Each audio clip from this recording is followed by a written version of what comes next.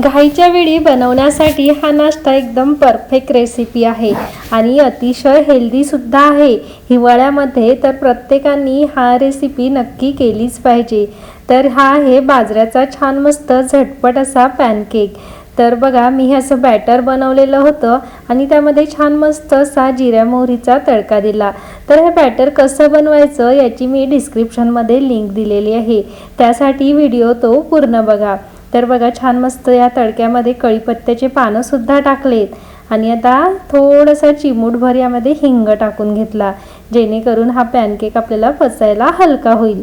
आणि आता हा तडका छान मस्त या बॅटरवरती असा ओतून घेतला आणि असा एकजीव छान मिक्स करून घेतलं, जेणेकरून आपला तडका हा यामध्ये पूर्ण मिक्स झाला पाहिजे। तर यामध्ये मी चिमूटभर सोडासुद्धा टाकलेला आहे। तर हा मस्त छान असा जाळीदार होण्यासाठी पॅनकेक आपला त्यासाठी थोडासा टाकलेला आहे आणि छान मस्त पुन्हा एकदा मिक्स करून घेतलेला आहे। तर बघा किती छान असं हे बॅटर तयार झालेलं आहे आणि अगदी झटपट कोणालाही बनवता येईल असा हा नाश्ता तयार होतो।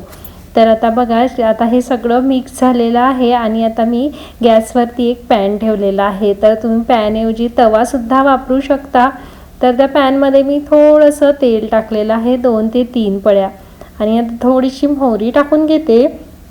मोहरी छान मस्त तडतडली की त्यामध्ये थोडीशी तीळ टाकायची, जेणेकरून आपलं हे छान मस्त पॅनकेक असा खुसखुशीत लागेल आणि रुचकर सुद्धा। तर आता हे बॅटर असं छान याच्यावरती पसरवून घ्यायचं।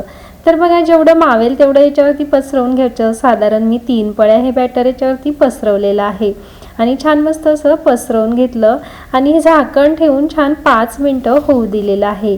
तर गॅस लक्षात ठेवा हा कमीच ठेवायचा, कारण मोठा ठेवला तर हा खालून जळतो आणि मध्ये कच्चाच राहतो। आता 5 मिनटं झालेले आहे आणि बघा वरची बाजूसुद्धा खूप छान अशी सुकलेली आहे। आता त्याला दुसऱ्या बाजूने सुद्धा 5 मिनटं शेकून घेऊया। तर बघा किती छान मस्त असा हलकासा ब्राऊन रंग झालेला आहे आणि छान जाळीसुद्धा पडलेली आहे याला। तर खूपच छान असा इझी पीझी आपला हा टेस्टी नाश्ता तयार आहे। तर डिटेलसाठी तुम्ही लॉंग व्हिडिओ नक्की बघा।